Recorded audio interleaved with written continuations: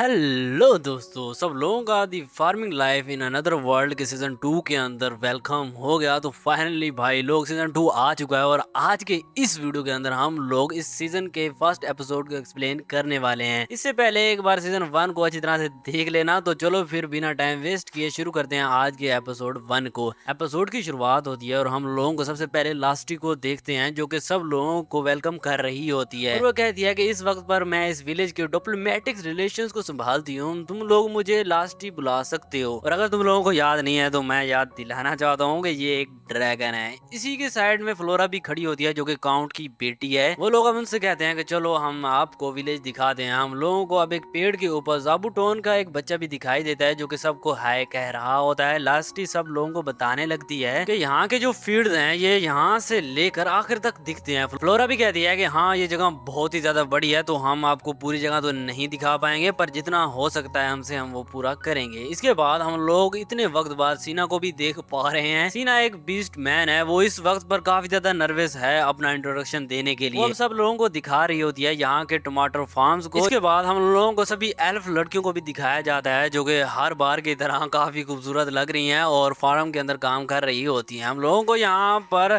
उस स्लाइम को भी दिखाया जाता है। तुम लोगों को याद ही होगा कि इस स्लाइम का इस्तेमाल वो किया करते थे कूड़ा को खत्म करने के लिए। इसके बाद हम लोगों को डवाफ को भी दिखाया जाता है। हम लोग यहाँ पर दोनों वैन को भी देख पा रहे हैं जो कि यहाँ के एल्डर हैं। उनके साथ क्रॉस और वेल कॉक्स भी खड़े होते हैं। डॉनवेन कहते हैं कि हम लोग यहाँ पर अल्कोहल बनाते हैं। इसके बाद हम लोगों को माउंटेन एल्फ के एल्डर यानी कि या को भी दिखाया जाता है। वो कहती हैं कि मैं और मेरे साथी क्राफ्टिंग का काम करती हैं और वो काम बहुत ही हमें अच्छे से करना आता है इसलिए हम लोग वही करते हैं। इसके बाद हम लोग विलेज में छोटे छोटे बीस्ट मैन को भी दिखाया जाता है जो कि हिराको के पेट कुरू के बच्चों के साथ खेल रहे होते हैं। इसके बाद हम लोगों को हमारी क्यूट सी एंशिएंट ड्रैगन हाकुरिन को भी दिखाया जाता है। वो यहाँ के बच्चों को पढ़ा रही होती है लेकिन पढ़ाते पढ़ाते वो खुद ही सो गई थी। एनीवे इसके बाद हम लोगों को हमारे मेन कैरेक्टर का घर भी दिखाया जाता है। यहाँ पर हम लोग हमारे मेन कैरेक्टर हिराको की वाइफ लू को भी देख पा रहे होते हैं। लू यहाँ पर एक वैम्पायर प्रिंसेस है, अगर तुम्हें याद ना हो तो।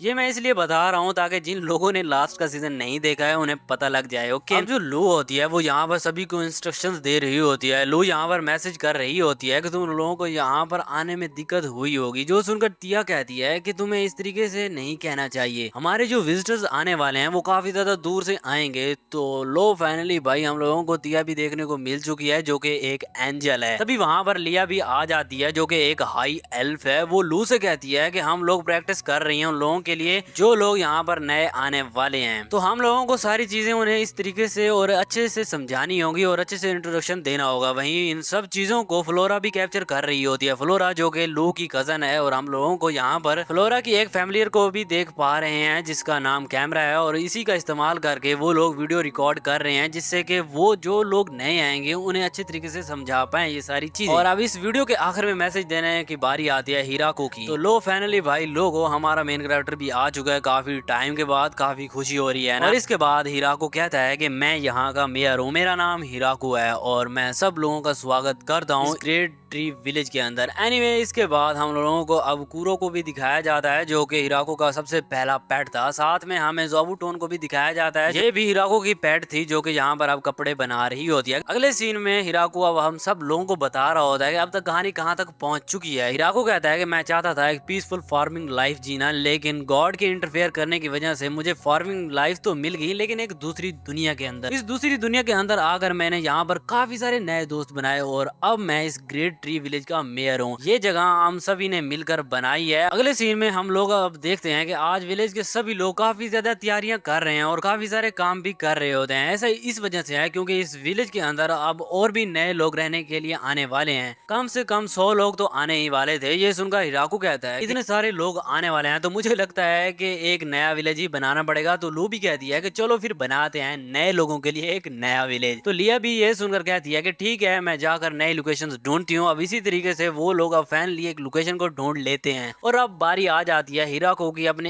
एक्स का इस्तेमाल करके सारे पेड़ों को काटने की। हिराको बताता है कि हम लोगों को अब काफी सारे खाने की जरूरत पड़ने वाली है, इसलिए हम लोग हंटिंग करने वाले हैं और हंटिंग करने के लिए ऑफ कोर्स कुरू की फैमिली जाने वाली होती है। हिराको कहता है कि हम लोग इतने ज्यादा एक्साइटेड हो गए हैं कि लोगों के आने से पहले इतनी सारी प्रैक्टिस कर रहे हैं। अब अगले सीन में एक नया खाना बनाती है, उसे देखकर हिराको भी कहता है कि ये तो कुछ नया बनाया आज तुमने। तो ए भी कहती है कि हाँ ये खाना उन इंग्रेडिएंट्स से बना है जो काफी ज्यादा जल्दी खराब हो जाती हैं। इससे हम लोग फोकस कर पाएंगे अपना ज्यादातर एफर्ट सप्लाई को बढ़ाने में। ये खाना खाकर टिया भी कहती है कि नई लड़कियों को ये खाना काफी ज्यादा पसंद आएगा। तो अब लो भी कहती है कि हाँ, जो जॉब करने वाले लोग हैं उनके लिए ये खाना बहुत ही परफेक्ट है। ये सुनकर अब हिराको भी कहता है कि हाँ, तुम लोग सही कह रही हो, शायद एक काम करता हूँ, ये खाना मैं खुद उन लोगों के पास लेकर जाता हूँ। हिराको को अब याद आता है कि फ्लोरा ने कहा था कि वो थोड़ा एक्स्ट्रा बिजी होने वाली है कुछ टाइम के लिए। इसके बाद हम लोगों को विलेज के रूम हॉल भी दिखाया जाता है जहाँ पर काफी सारी क्लर्क्स बैठी होती हैं। ये नई क्लर्क्स हैं जो कि काम करके काफी ज्यादा थक चुकी होती हैं। इस वाली क्लर्क का नाम राओजुओ है और दूसरी क्लर्क का नाम रोजेलैंडा है। तभी हिराको उन लोगों के लिए खाना लेकर आ जाता है और कहता है कि ये लो खाना, जिसे सुनकर वो कहती हैं कि इस वक्त हम काफी ज्यादा बिजी हैं। फ्लोरा भी वहाँ पर काम कर रही होती है। वो कहती है कि इतने सारे फूड और मटेरियल्स को रिकॉर्ड करना काफी ज्यादा इम्पॉसिबल है और फिर वो वहाँ से चली जाती है।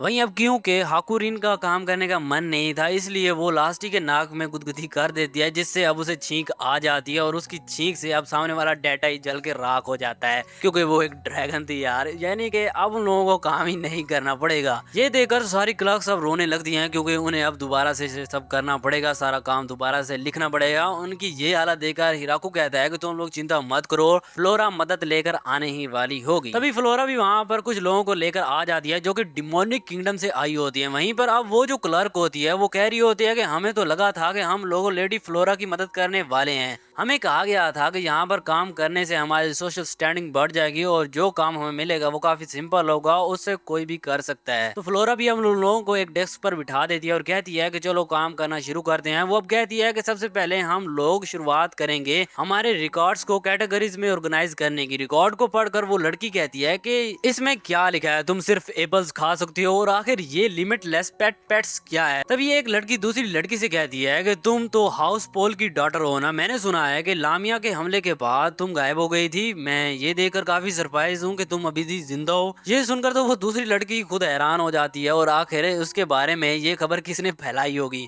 फिर अगले सीन में ये सब देखकर फ्लोरा कहती है कि लो अब सारा काम प्रॉपरली हो रहा है। तो हिराको भी कहता है कि ठीक है, जब ये लोग काम पूरा कर दें तो इन्हें खाना भी दे देना। तो वो भी कहती है कि ठीक है, और अब इसी के साथ इन लोगों की ये जो क्लर्क टीम जो है वो तैयार हो चुकी होती है। इसके बाद अब वो लोग अब जाकर हिराको के पेट से भी मिलते हैं और अब वो उन्हें देखकर इतना ज्यादा डर जाते हैं कि वो बेहोश हो जाते हैं। तभी वहाँ पर ग्रैंड मैरी आ जाती है जो कि हिराको को बताती है कि आसपास खतरे के कोई भी साइन नहीं है, मैंने सारे एरिया को सर्वे कर लिया है। ये सुनकर हिराको भी सोच में पड़ जाता है कि आखिरकार इसे किसने काम पर लगाया था। तभी लिया आ जाती है और कहती है कि इसे मैंने भेजा था, हमें चलकर नए विलेज के लिए एक जगह को ढूंढना चाहिए जो कि परफेक्ट रहेगी। तो हिराको भी कहता है कि हाँ, अच्छा आइडिया है, क्या हम लोग खाने को तैयार कर लें जो कि हमारी जर्नी में हमें काम आएगा। तो लिया भी कहती है कि नहीं, इसकी जरूरत नहीं पड़ेगी क्योंकि हम लोग ज्यादा दूर नहीं जा रहे हैं। वैसे जो जगह हम लोगों ने कंसीडर करी है वो होगी डाउन स्ट्रीम में, जिससे हम लोगों को एक अपर हैंड यानी कि फायदा होता रहेगा। तो हिराको भी पूछता है कि आखिर फायदा किस चीज का। तो लिया भी कहती है कि वर्स्ट सिचुएशन में हमारी सेफ्टी बरकरार रहेगी क्योंकि ये जो जगह होगी ये रिवर से काफी ज्यादा दूर होगी। ये विलेज रिवर से दूर होगा जिससे कि ये जो विलेज है ये वाटर के ऊपर पूरा कंट्रोल ना ले, मतलब कहीं ये लोग रेबिलियन बनकर हमारे ऊपर ही हमला न कर दे, इसलिए हमें ऐसी जगह चुननी होगी। ये सुनकर हिराको कहता है कि तुम इतना ज्यादा क्यों सोच रही हो। तो वो कहती है कि सोचना ही पड़ेगा ना, क्योंकि हम नहीं चाहते कि बाद में हमारे लिए कोई भी दिक्कत हो। ये सुनकर हिराको भी कहता है कि तुम्हारी अच्छी सोच है, वैसे तुम सही कह रही हो। इसके बाद अब वो लोग अब फाइनली उस जगह पर पहुंच जाते हैं जो लिया ने डिसाइड की है। वो कहती है कि ये हमारे एरिया की तरह अच्छी तो नहीं है, पर इसके अंदर भी एक पेड़ है जो कि काफी ज्यादा स्टैंड आउट करता है, बिल्कुल हमारे पेड़ की तरह। तो हिराको भी कहता है कि हाँ, इसे दूर से इजीली देखा जा सकता है। अगले सीन में हिराको हमें बताता है कि जैसे हम लोगों ने लोकेशन डिसाइड कर ली थी, फिर हम लोग निकल गए रास्ता बनाने के लिए। उसके लिए हमें फॉरेस्ट को क्लियर करना पड़ रहा है। ये रोड कनेक्ट करेगा ग्रेट ट्री विलेज को इस जगह से, जो कि यहाँ पर नए लोग रहने के लिए आएंगे। पहले सीन में हम लोग लेजर्ड मैन और एक एल्फ को देखते हैं जो कि पेड़ काट रहे होते हैं, पर काफी कोशिश करने के बाद भी वो लोग पेड़ को अच्छे से काट ही नहीं रहे थे, ना ही उनसे कट पा रहा था। सीधी बात ये है, उन लोगों के अंदर इतनी ताकत ही नहीं थी, जो देखकर हिराको भी समझ जाता है उसे उनकी मदद की जरूरत है। इसके बाद वो अपनी फेमस एक्स निकालता है और अब वो काफी सारे पेड़ों को एक साथ काटना शुरू कर देता है। धीरे धीरे करके हिराको अपने इस अलमाइटी फार्मिंग टूल से काफी सारे पेड़ों को काट देता है और रास्ता तैयार होने लगता है। और अब यहाँ पर जो रिवर है उसके पास वो लोग डिसाइड करते हैं एक वुडन ब्रिज बनाने का। ये ब्रिज वो लोग काफी हल्का सा बनाते हैं, जो देखकर हिराको भी कहता है कि तुम्हें नहीं लगता कि ये ब्रिज काफी ज्यादा हल्का है, जो कि स्ट्रॉन्ग नहीं है। तो यहाँ पर लिया कहती है कि अगर हम लोग ब्रिज को ज्यादा स्ट्रॉन्ग बनाएंगे तो हो सकता है कि मॉन्स्टर्स भी अंदर आ जाएं और उनके लिए अंदर आना काफी इजी हो जाएगा, जो कि हमारे विलेज के लिए बिल्कुल भी सही नहीं है। ये सुनकर हिराको भी कहता है कि हाँ तुम सही कह रही हो, मैंने ये सोचा ही नहीं था। इसके बाद अब कुछ और टाइम बीत जाता है। उन लोगों ने अब नए विलेज के आसपास का एरिया बिल्कुल ही क्लियर कर दिया था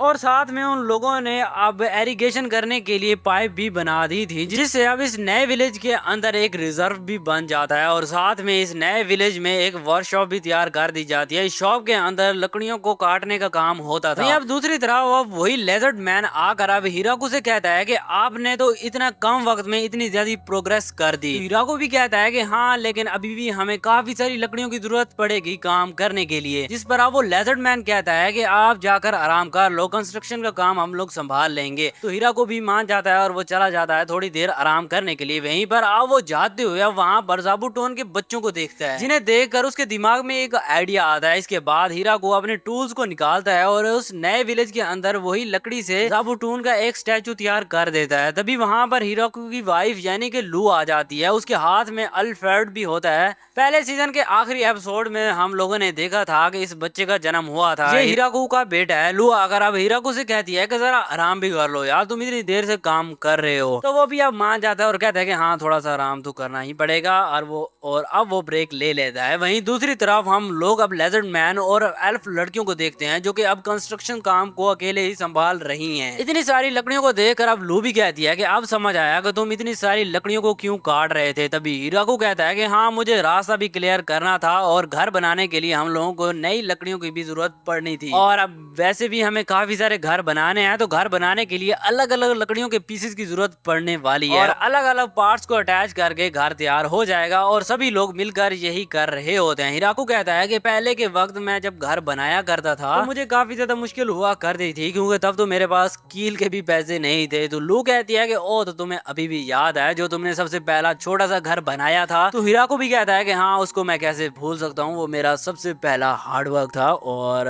भाई साहब पहली चीज कोई कैसे भूल सकता है, चाहे वो प्यार ही क्यों ना हो।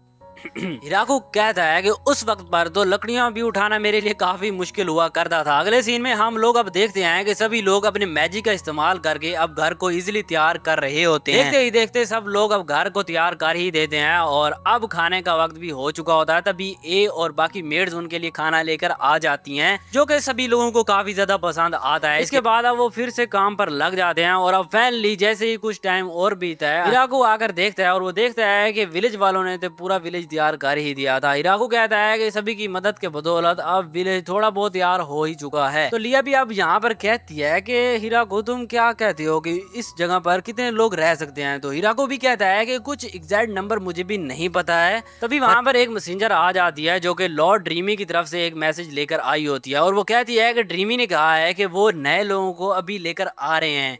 अगले सीन में हम लोगों को अब लॉर्ड ड्रीमी को भी दिखाया जाता है, जो कि उड़कर अपने ड्रैगन वाले फॉर्म में आ जाते हैं। लेकिन जब वो विलेज में आते हैं तो अपने ह्यूमन फॉर्म को ले लेते हैं। तो वो भी अब हिराको से कहता है कि जल्दबाजी के लिए मैं माफी चाहता हूँ, लेकिन जितना मैंने सोचा था सिचुएशन उससे भी ज्यादा प्रेशराइजिंग थी। तो हिराको भी कहता है कि तुम्हें आने की जरूरत नहीं थी, तुम किसी को भेज भी तो सकते थे बात करने के लिए। तो वो कहता है कि मैंने एक पैसेंजर को भेजा तो था, लेकिन लगता है कि उससे पहले मैं जल्दी आ गया हूँ, माफ करना मैं थोड़ा सा जल्दी में हूँ। दरअसल मैं जिन लोगों को यहाँ पर लेकर आया हूँ इनको मिनोटोरस कहा जाता है और ये लोग यहाँ पर रहना चाहते हैं। और वो ये देखकर काफी ज्यादा हैरान होता है, ओ तो इस दुनिया के अंदर मिनोटोरस ऐसे दिखते हैं, मुझे तो लगा था वो मिनोटोरस सांड जैसे दिखने वाले कुछ क्रिएचर्स होंगे। तभी एक मिनोटोरस सामने आता है और वो कहता है कि मेरा नाम गॉर्डन है और मैं हमारे ग्रुप का लीडर हूँ। तो अब हिराको भी अब अपना इंट्रोडक्शन उसे देता है। हिराको अब ये नोटिस करता है कि जो गॉर्डन है वो काफी ज्यादा बड़ा है उससे, वो हिराको से पूरे 2 मीटर बड़ा था। वो अब हिराको से कहता है कि माफ करना हम लोग आपको यहाँ परेशान कर रहे हैं, लेकिन बात दरअसल ये है कि हम लोगों को हमारे ही विलेज वालों ने वहाँ से निकाल दिया है और तब से हम लोग जंगलों में इधर उधर भटक रहे हैं। तभी हमें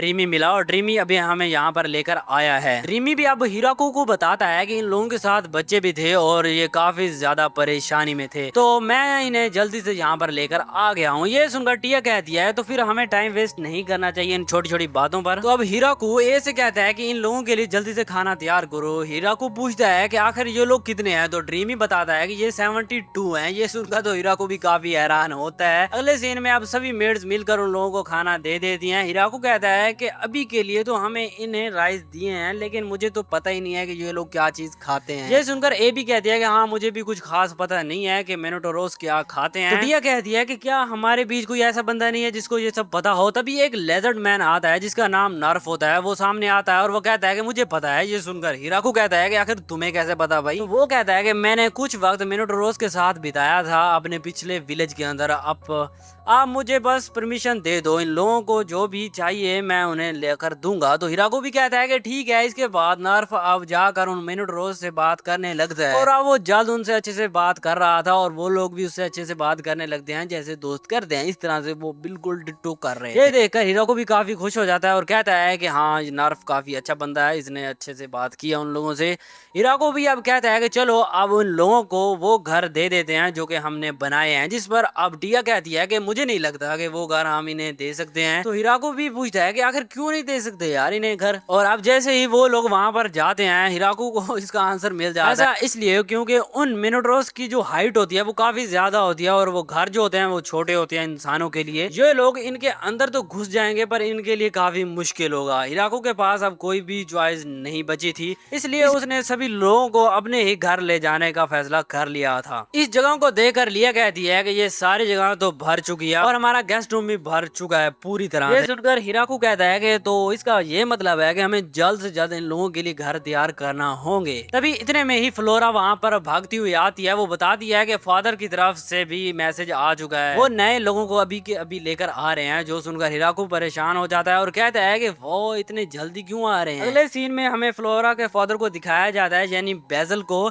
जिनकी हालत काफी ज्यादा बुरी लग रही होती है। वो कहते हैं कि माफ करना इतनी जल्दी के लिए। उसकी ये हालत देखकर हिराको पूछता है कि आखिर ये सब क्या हुआ। वो लोगों को लेकर आने वाला था, ये सब क्या हो गया। तो बेजल कहता है कि दरअसल चीजें थोड़ी सी गलत हो गई थी और मुझे फिर फोर्सफुली अपनी टेलीपोर्टेशन मैजिक का इस्तेमाल करना पड़ा और वो बार बार करने की वजह से ये मेरी हालत हो गई है। हिराको कहता है कि ऐसी बात है तो आप जाकर आराम करो। ये सुनकर फ्लोरा भी अब अपने फादर को ले जाती है आराम करने के लिए।